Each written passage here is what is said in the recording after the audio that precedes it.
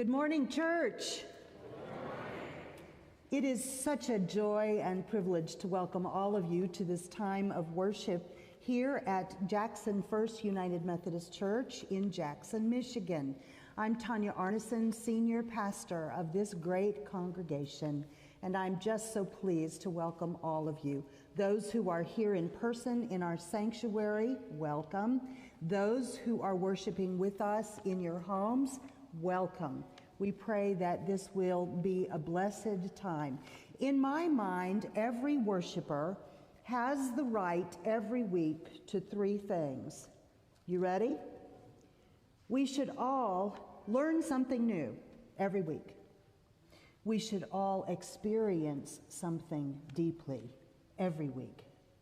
And we should all be sent into the world to do something about it every week.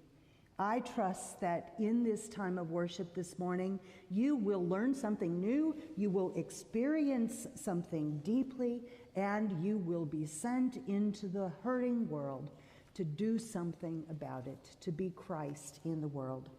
If you're worshiping online with us today, I invite you to download a copy of the bulletin. You'll find it as a link either on YouTube or on our Facebook feed. That way you can fully participate in the hymns and in the prayers in this time of worship. And also because we're going to be celebrating the Sacrament of Holy Communion here in the sanctuary, we invite those of you who are worshiping at home to take a sip of something. It doesn't have to be grape juice, anything will do, and a morsel, a bite of cracker or toast or anything that you have handy. When I bless the elements here, I will bless the elements in your home as well, and we will all celebrate the Sacrament of Holy Communion together. Before he brings in the light of Christ, I'm going to invite Deacon Lawton to share with you a couple announcements, ministry opportunities coming up in this coming week. Thank you, Pastor Tonya. Good morning.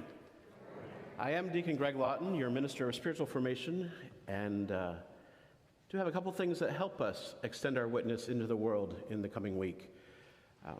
As you know, one of the great ministries of this church is through our feeding programs, through our community food ministry, and that group gets a lot of their supplies from the South Michigan Food Bank, who's offering a challenge to us to continue with our giving toward their good work and helping our dollars stretch a little farther.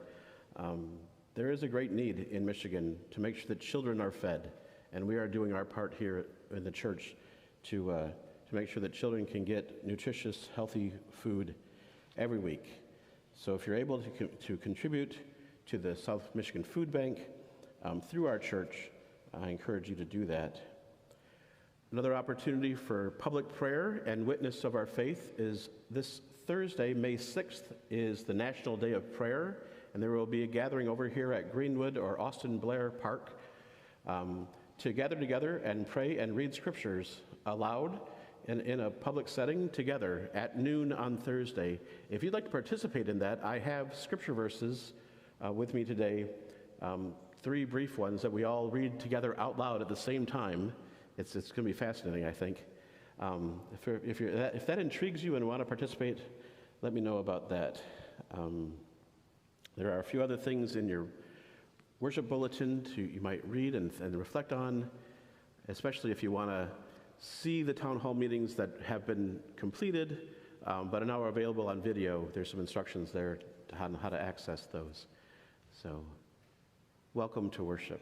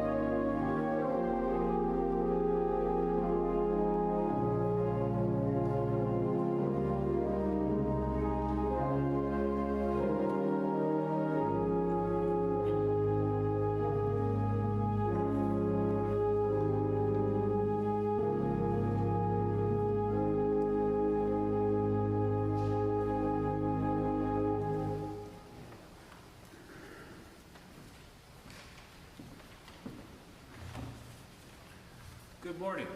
Good morning. My name is John Hawthorne, and I will serve as the worship assistant this morning.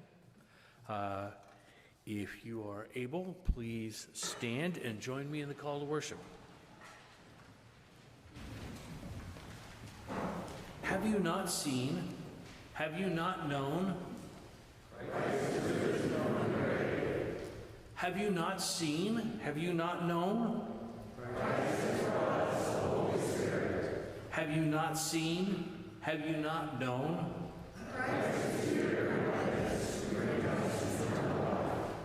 Our opening hymn, Up from the Grave He Arose.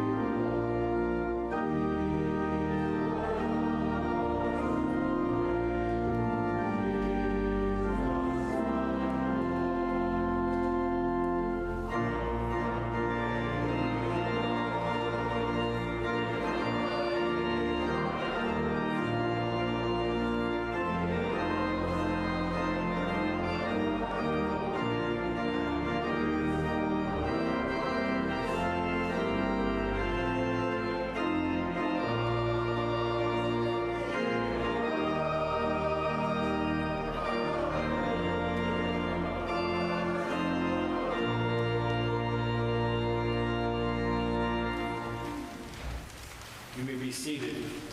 Please join me as we share in our unison prayer. Lord, we celebrate the triumph of life over death. This is the good news of Jesus, our risen Savior. In his resurrection, we are born anew with him, born into a living hope. Fill us with all good gifts of your Holy Spirit, that we may share your love with boldness and power, with passion and conviction. In the name of Jesus we pray. Amen.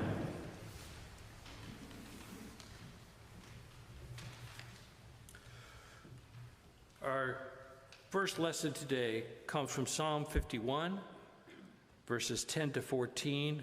I'm reading from the Common English Version. Create pure thoughts in me and make me faithful again. Don't chase me away from you or take your Holy Spirit away from me. Make me as happy as you did when you saved me. Make me want to obey. I will teach sinners your law, and they will return to you. Keep me from any deadly sin. Only you can save me. Then I will shout and sing about your power to save. This is the word of God. John, I'm going to have you stay right here. And Geraldine, if you don't mind coming forward to join him. This is a bittersweet moment for all of us. It's sad because John and Geraldine Hawthorne, who have been such an active and part and vibrant leaders in the life of this congregation for almost 9 years now, right? Are ready to move, and the van shows up tomorrow morning. They'll be headed to the outskirts of Denver, Colorado, where they will be active grandparents and parents and will connect, I'm sure, with the faith community there. I wanted an opportunity to just say thank you to the two of you. I've only known John and Geraldine for 2 years, but what a powerhouse they have been. I will say to you that in my almost 30 years of ministry, John has been one of the most dynamic and gifted lay leaders I've ever had the privilege to work with. He has brought wisdom and courage, a sense of history of the church, and a sense of the future and vision for where God might take us. And it's been wonderful to work alongside him. He tells me that he worked harder in the last couple years than he probably had before. There was much to do, wasn't there, John? Yes. And it was wonderful to know that I had a partner in that. Geraldine provided wonderful leadership for our stewardship emphasis in 2019, and together the two of them have led a wonderful book and Bible study on Sunday morning during our adult Sunday school hour. And I see many of you out there nodding your heads. I know those of you who have participated in that study have grown enormously in your faith and are going to much miss John and Geraldine. I'm going to give them an opportunity to just greet you and say their words of blessing on this congregation, and then I'm going to invite all of you to raise a hand, and we will offer a word of blessing and benediction on these two as God moves them from this place to a new opportunity for life and ministry. John, Geraldine? I'll just say that it has been a blessing to be here, to be part of the choir, and to be part of Sunday school class. When I first came, Joanne welcomed me into their Sunday school class, which was so important to me. It just made me feel a part of the church. And so I encourage all of you, when the time comes, if you can be part of a Sunday school class, it just makes coming to church so much richer and so much more, you're so much more connected. So blessings to you, John.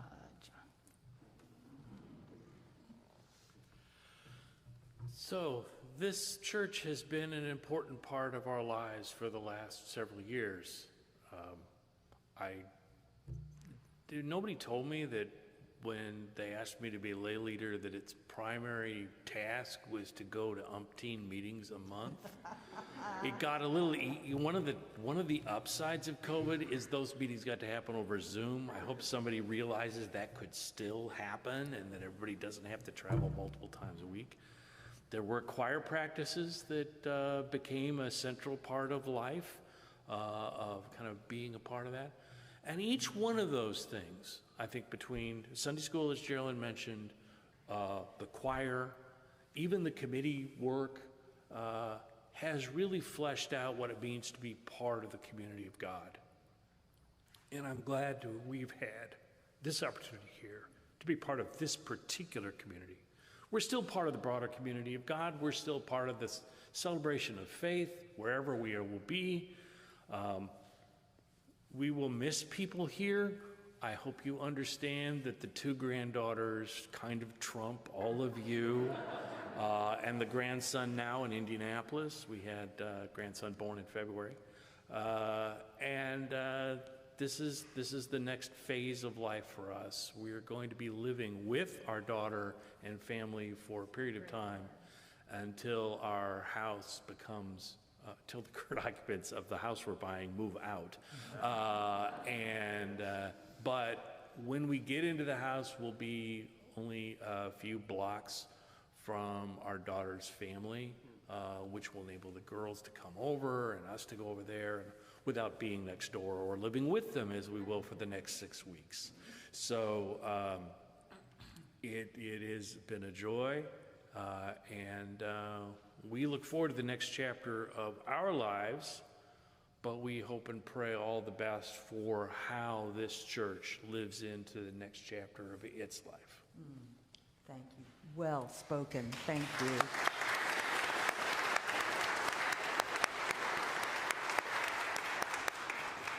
And now, right where you are, whether you are here in the sanctuary or worshiping with us at home, I invite you to lift a hand in prayer.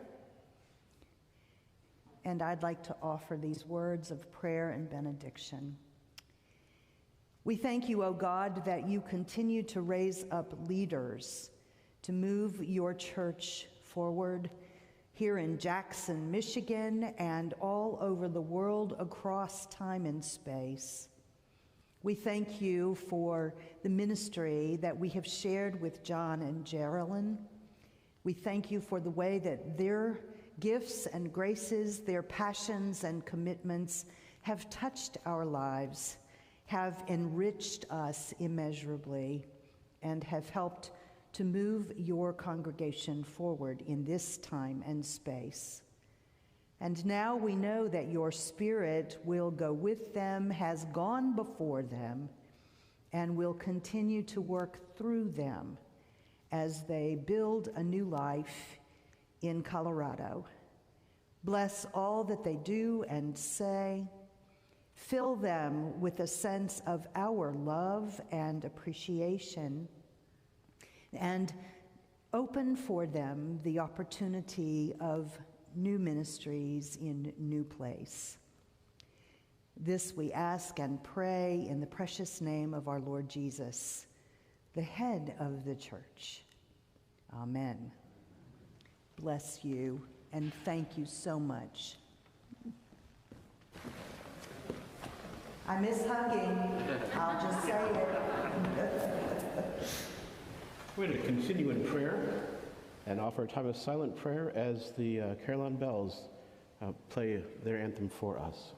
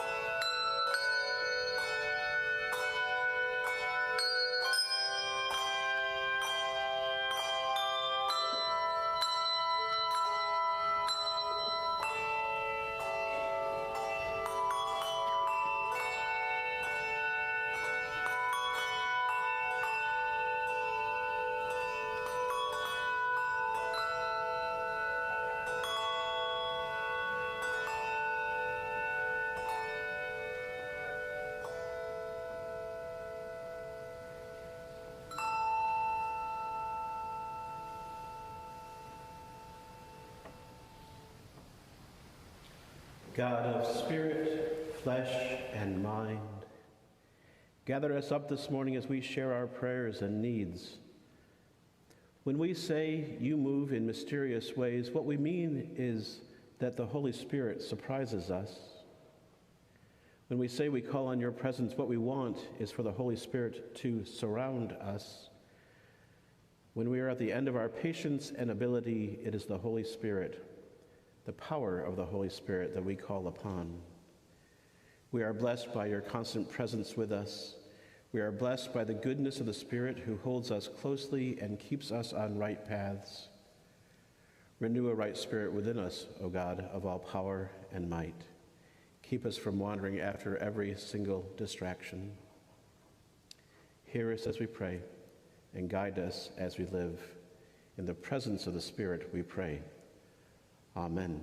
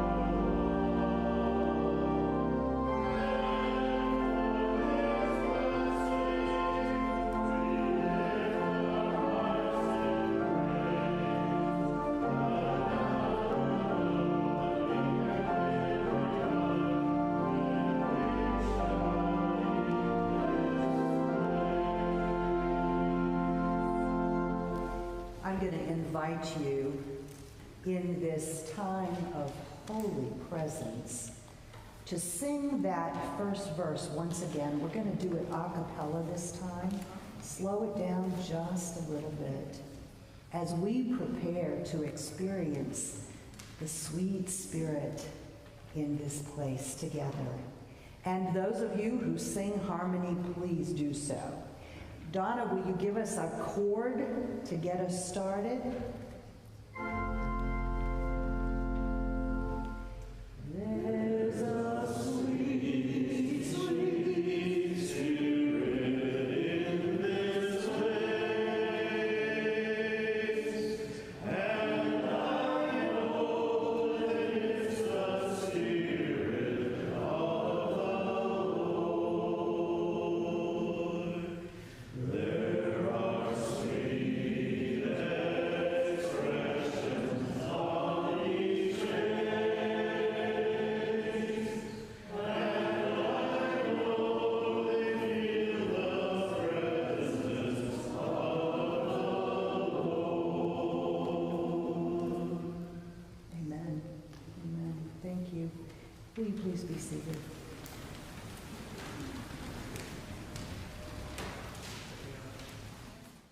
Since Easter Sunday morning, we have been reviewing many of the resurrection appearances of our Lord Jesus.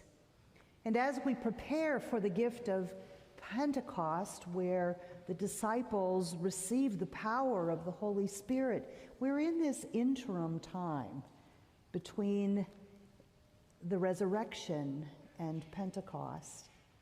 We're going to study over these next few weeks who the Spirit is, how the Spirit works in the world.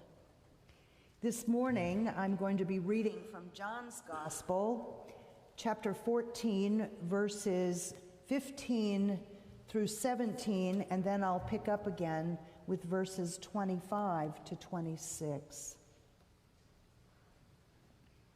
Jesus says to his disciples in preparation of his ascension, "If you love me, you will keep my commandments. And I will ask the Father, and he will give you another advocate to be with you forever. This is the Spirit of truth, whom the world cannot receive because it neither sees nor knows him.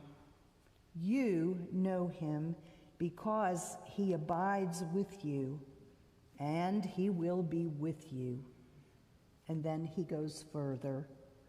"I have said these things to you while I am still with you, but the Advocate, the Holy Spirit, whom the Father will send in my name, will teach you everything and remind you of all that I have said to you.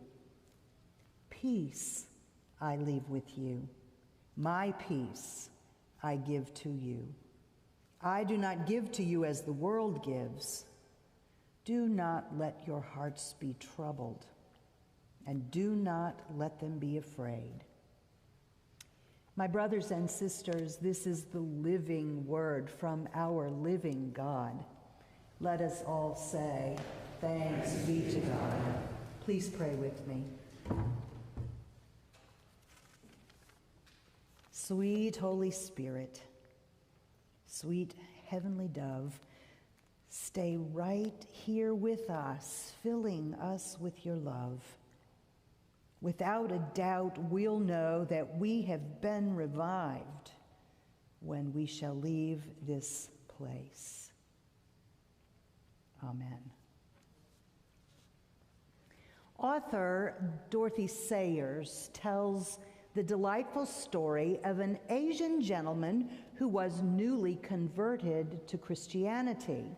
When he first saw the symbol of the Holy Spirit, a descending dove, and you'll see an example of that in the stained glass piece on our altar today, he said to the local missionary, "Honorable Father, very good.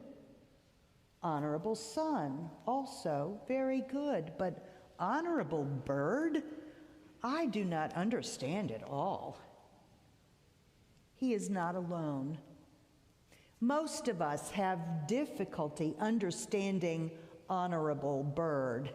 Imagine the images that come to mind when ministers and Bible teachers refer to the Holy Spirit using the original Greek word paraclete. Sounds like a parakeet to me. What are we to make of this heavenly dove? Most of us can imagine God as creator and divine parent. Most of us can wrap our minds around Jesus as Redeemer and teacher and our Lord. But the third person of the Trinity, the Holy Spirit, who is the Holy Spirit, and how does he or she work in the world today?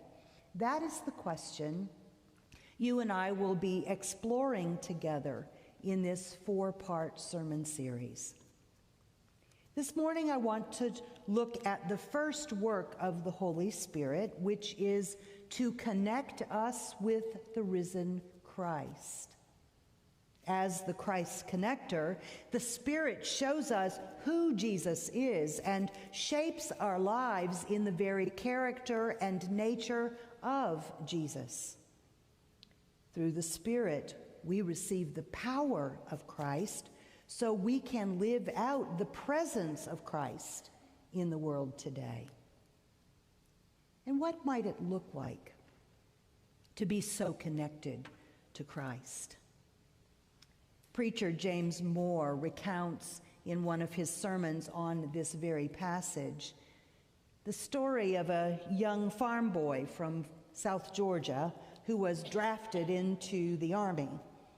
When he left home, he took with him a deep love of Jesus and the spiritual disciplines he had practiced since childhood. Parents, grandparents, take note of this.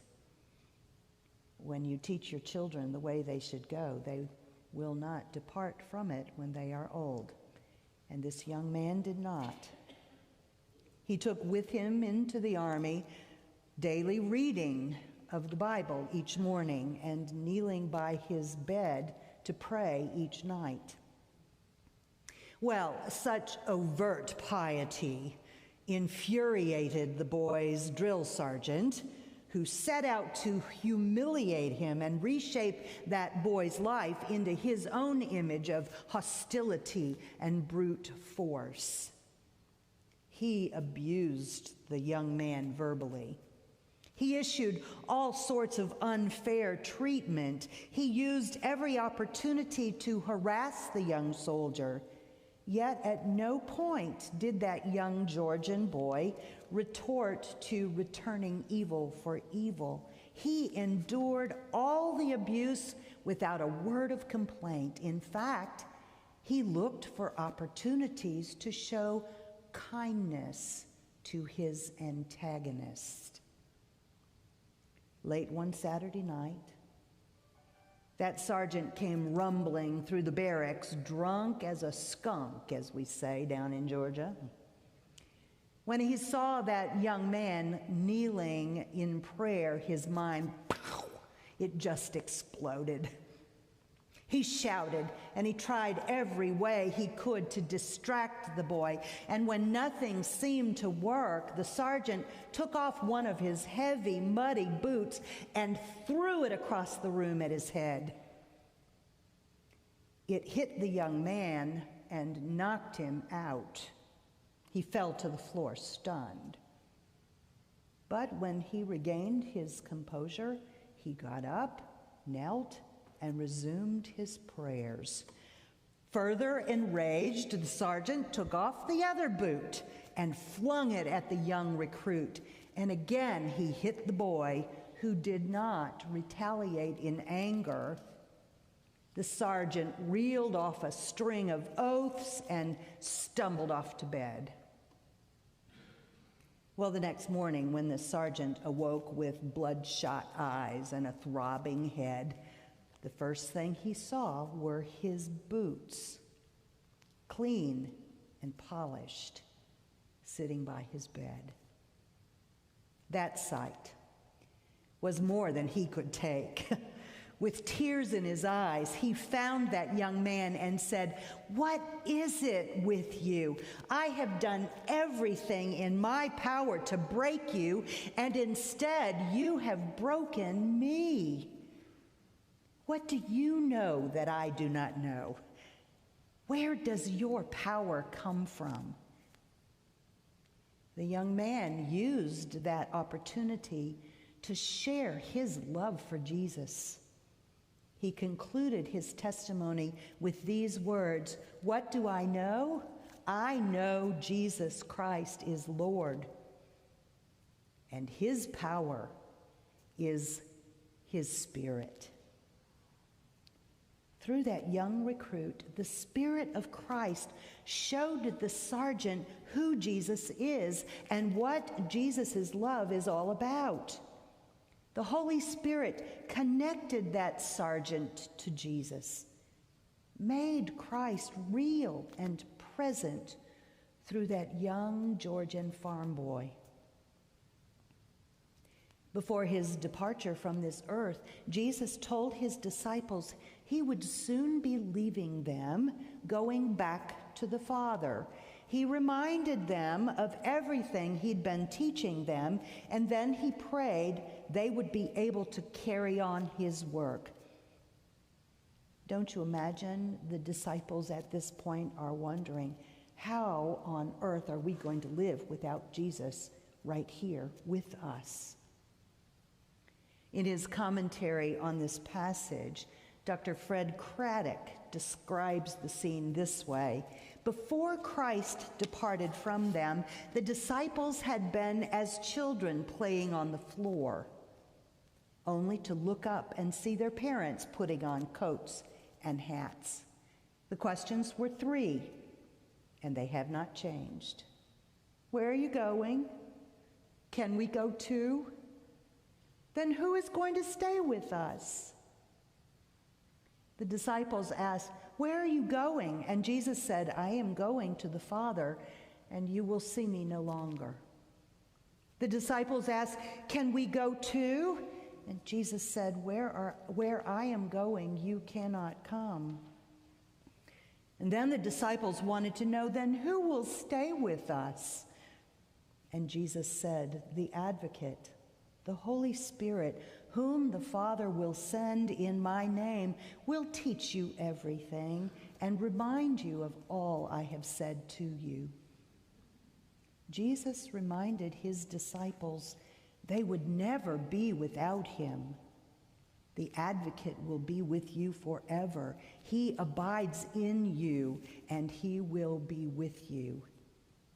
The Spirit would forever connect those disciples to Jesus, their risen Lord.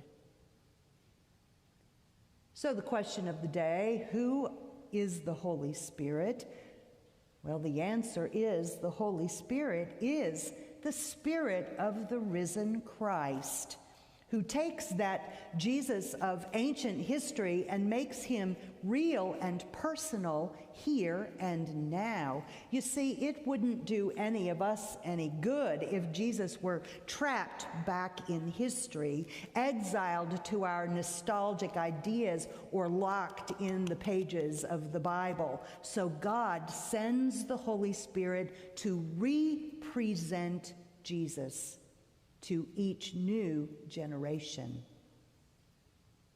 Tony Campolo tells about a little boy who came home from church and told his family that his Sunday school teacher must be Jesus' grandmother. When asked, why do you think that? The little boy replied, because she spent a whole hour talking about how wonderful Jesus is and showing us lots of pictures of him.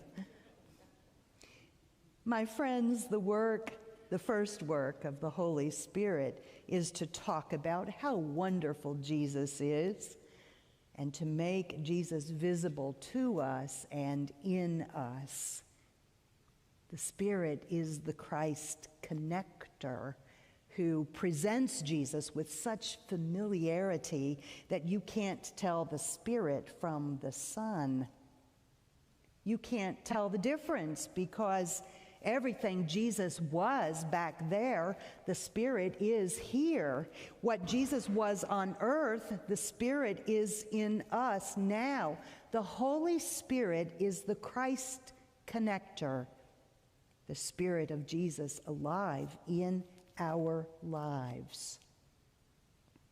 And what an incredible gift it is to have Jesus alive in our lives. Just think about that. The Spirit of Christ in you and you. The one living in you is the same one who walked on water, who healed the lame and who raised the dead. The life inside your life broke bread and fed the hungry multitude on a hillside, and then broke bread and fed the soul. This is my body broken for you. It is the same one who carried the weight of the wood, who felt the fire of the nails, who died on the cross. And the Holy Spirit in you is the Spirit of the one who said, I am the resurrection and the life, and those who believe in me shall never die. Who is the Holy Spirit? The Holy Spirit is the Spirit of Jesus. And to receive the Spirit of Jesus is to receive the perfect love of Jesus. I remember Eric and Mary Childs. Mary was the longtime mayor of Plymouth, Michigan, and Eric, her husband, was a successful businessman in his own right, but he was her most ardent and strongest supporter. Soon after she retired from office, Mary was diagnosed with cancer and underwent extensive and aggressive chemotherapy, which took its toll on her frail body. By the way, she was not even 5 feet tall, just a little slip of a thing. For weeks before Mary died, she slipped in and out of a coma-like sleep, and Eric never left her side. He talked about work and home to ears that could not hear him. He showed old pictures of the children to eyes that could not see. And for hours, he'd hold and stroke those hands that could not feel his presence. He was always there, always loving his precious wife. I happened to be visiting one afternoon when Mary was lucid and strong enough to speak. Eric excused himself so that Mary could be alone with her pastor, went into the kitchen. Mary took that opportunity to say to me, you know, every once in a while I wake up and I see Eric and it makes me realize something. Before I was sick, Pastor Tonya, I believed he loved me. But he has stayed with me this whole time. Even when I am not aware he is in the room, even when I am too weak to say thank you, even when I am in too much pain to respond to him. And I think that must be the best love I've ever felt. Then Mary closed her eyes. And she lay still for a moment, and then she whispered to me, Pastor Tonya, do you suppose that's the way Jesus loves me? Yes, Mary. Jesus loves us just like that. Through the Holy Spirit, the love of Christ is always real, always present, even when you are unaware of him, even when you are unwilling or unable to respond. Through the Spirit of Christ, you and I are forever connected to the risen Christ, and his love is the best love of all. Thanks be to God. Amen.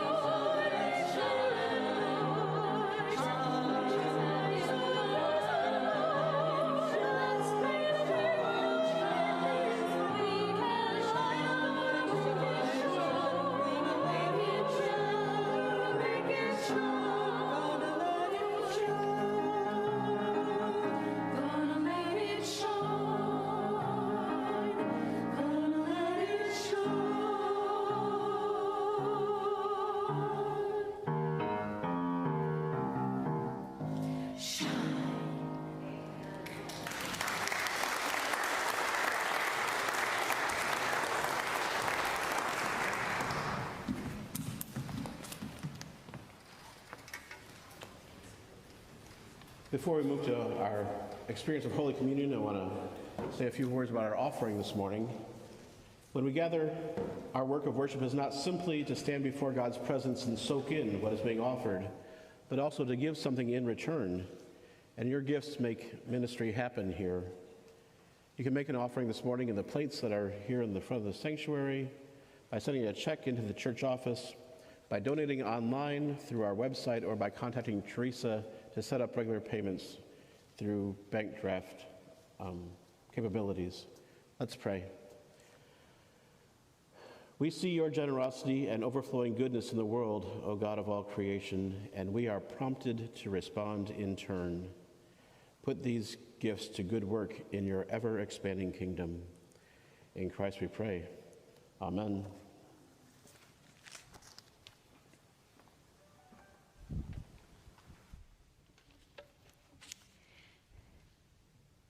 One of the primary ways in the world today that the Holy Spirit connects us with Christ is through the sacrament of Holy Communion.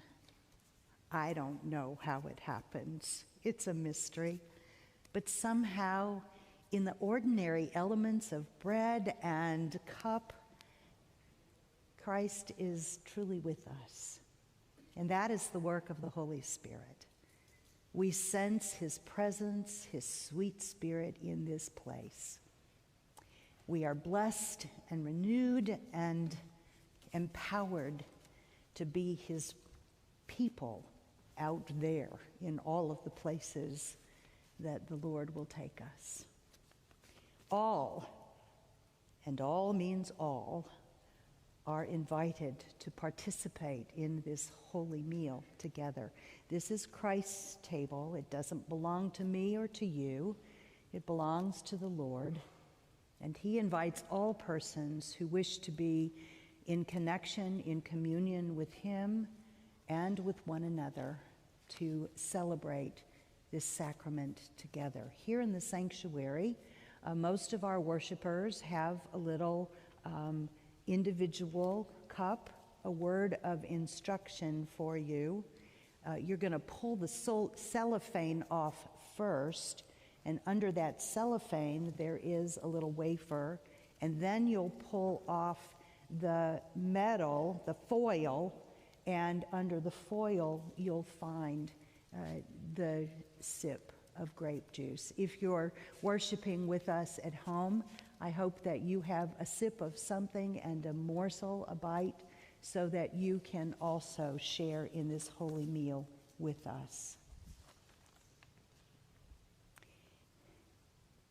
The Holy Spirit reminded those first disciples of all Jesus had said and taught them. The Holy Spirit continues to remind us that on the night in which he gave himself up for us, Jesus took bread, gave thanks to God, and broke the bread, gave it to his disciples, and said, "Take, eat.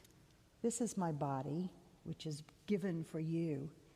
Do this in remembrance of me." When the supper was over, Jesus took the cup, gave thanks to God for the gift of the fruit of the vine, gave it to his disciples, and said, "Drink from this, all of you. This is my blood of the new covenant, poured out for you and for many for the forgiveness of sins. Do this as often as you drink it in remembrance of me." On the day our Lord God raised Jesus from the dead, he was recognized by his disciples at Emmaus in the breaking of the bread, and in the power of your Holy Spirit, O God, your church has continued in the breaking of the bread and the sharing of the cup. And so in remembrance of these, the Lord's mighty acts in Christ Jesus, we offer ourselves in praise and thanksgiving as a holy and living sacrifice in union with Christ's offering for us. As we proclaim the mystery of faith, say it with me. Christ has died. Christ is risen. Christ will come again. Everyone have your sip and morsel handy. This prayer's for all of us. Pour out your Holy Spirit on us gathered here, and all of your gifts of bread and fruit of the vine, of morsel and sip. Make them be for us the body and blood of Christ in these moments, that we may, as we leave here, be for the world the body of Christ, as we are redeemed by his blood. O God, through your Spirit, make us one with Christ, one with one another, and one in ministry to all the world, until Christ comes in final victory and everyone feasts together in his heavenly banquet. Through your Son, Jesus Christ, with the Holy Spirit in your holy church, all honor and glory is yours, Almighty God, now and forever. And now, with the confidence of children, let us say the perfect prayer he taught us. Our Father, who art in heaven, hallowed be thy name. Thy kingdom come, thy will be done on earth as it is in heaven. Give us this day our daily bread, and forgive us our trespasses as we forgive those who trespass against us. And lead us not into temptation, but deliver us from evil. For thine is the kingdom, and the power, and the glory forever. Amen.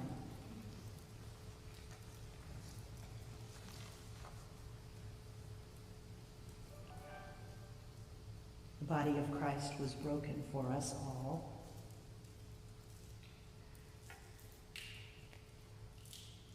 And his life was poured out for us, that we might know and love him, that we might know and love all that he loves. I invite you all to take your morsel, the body of Christ, the body of Christ, Jesus, the body of Christ.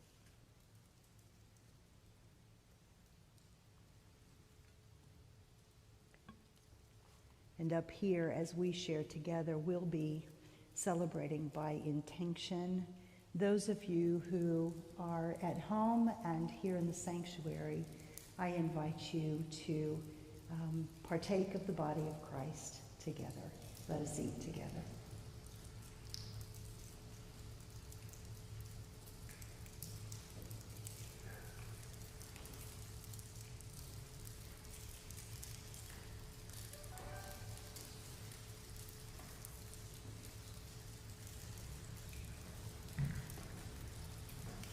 And let us drink together.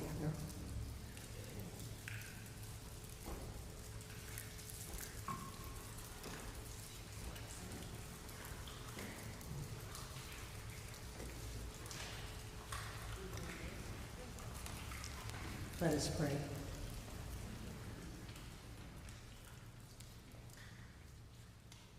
We thank you, O God, that through this act of remembrance, your presence is made real, your power is made whole in us.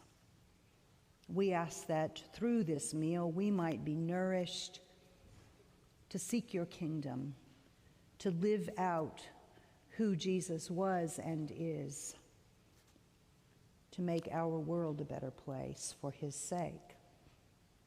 Amen. I invite you to stand as you are able. We'll sing together hymn number 617. It's in your hymnal if you have that. It's printed in the bulletin. Let us sing together.